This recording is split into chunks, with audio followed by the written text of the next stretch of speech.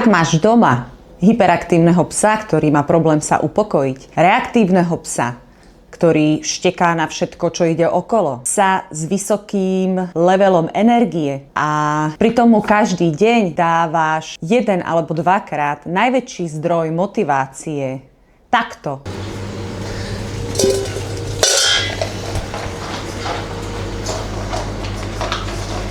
Alebo takto.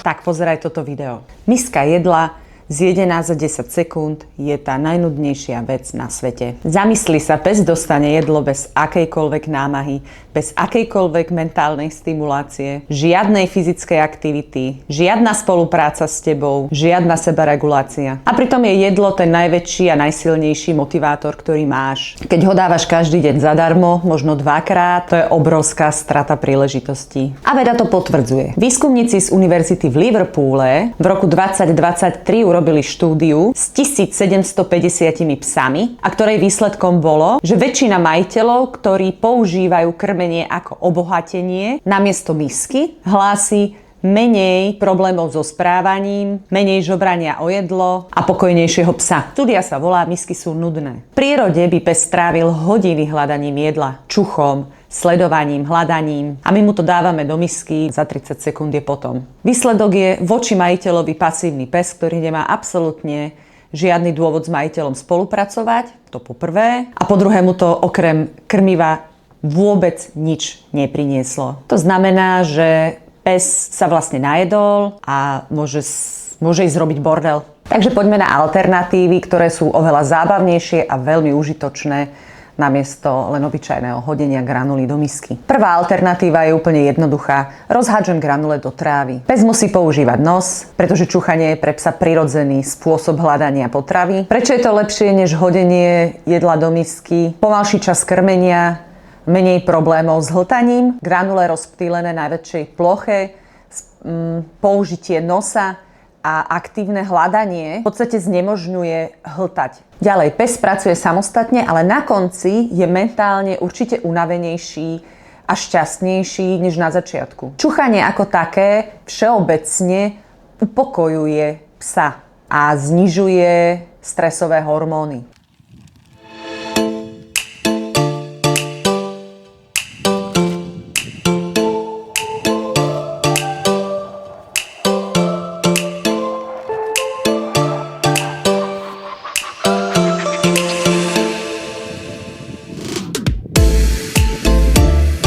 Alternatívou je tiež čuchanie, ale táto alternatíva je možná robiť doma, kedy vlastne jedlo rozhádžem alebo pobalím do starej deky alebo starého uteráku, kedy pes musí rozbalovať, čuchať, hrabať. Opäť pracuje nos a opäť pracuje mozog. Je to úplne super, príprava je jednoduchá.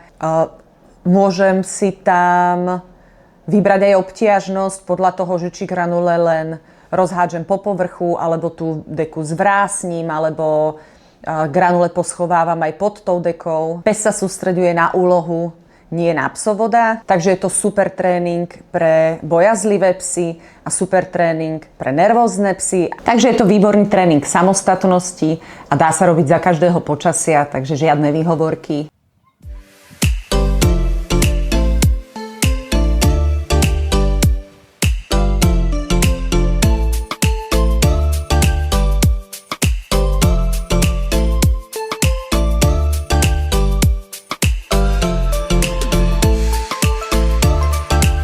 Tretiu alternatívu, ktorú využívam ja so psami, je rozcvička. Namiesto krmenia z misky robím 5-10 minút pohybových cvičení. Aj napriek tomu, že to volám rozcvička, nepredstavujte si to ako prípravu na nejaké ťažšie cvičenie. Je to len proste nejaké rozpohybovanie, sú to jednoduché pohybové cviky.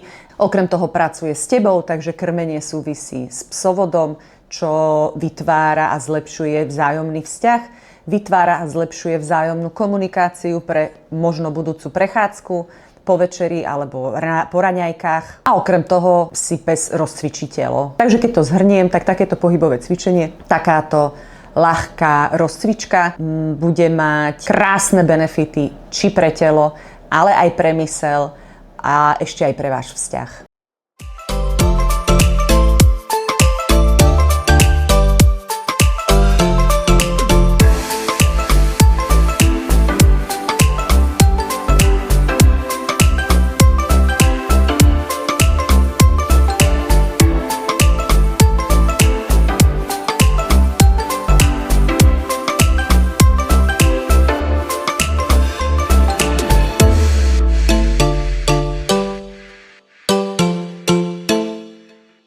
Ďalšou alternatívou ku krmeniu, kde pes spolupracuje s psovodom, je nejaký tréning nejakej základnej poslušnosti alebo trikov, kedy celú dávku krmiva použijem na tréning a pes dostáva vlastne to krmenie za odmenu a za snahu a za spoluprácu s psovodom. Takto podávané jedlo má pre psa obrovskú hodnotu. Jemne hladný pes pripravený na krmenie je aktívnejší, menej pasívnejší. Takže sa viac snaží. Buduje sa vzťah, ja, jedlo, pes a spolupráca. Môžeš to použiť na tréning sebaovládania. Musí pritom myslieť, musí pritom čakať a je to zábava.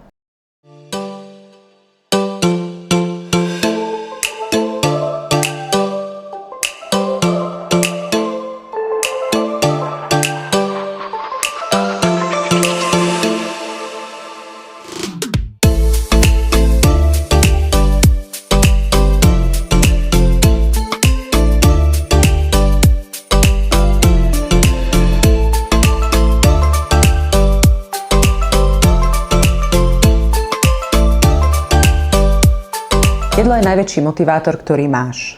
Ty nemusíš robiť všetky 4 alternatívy, ty si môžeš vymysleť svoje alternatívy, ktoré potrebuješ, alebo si z týchto 4 vyber jednu a každý deň urobí jednu. Sa to bude o to viac baviť. Výsledkom bude pes, ktorý je mentálne stimulovaný a chce s tebou spolupracovať. Bez toho, aby si musela kupovať čokoľvek navyše. Vedci to nazývajú enrichment feeding. Ak krmiš psa z misky, alebo už používaš niektorú z alternatív, napíš mi do komentárov. Ak ťa zaujíma viacej o mentálnom tréningu a stimulácii pre raketové psy, alebo pre psy, ktorým bolo nadelené viac energie, sleduj môj kanál.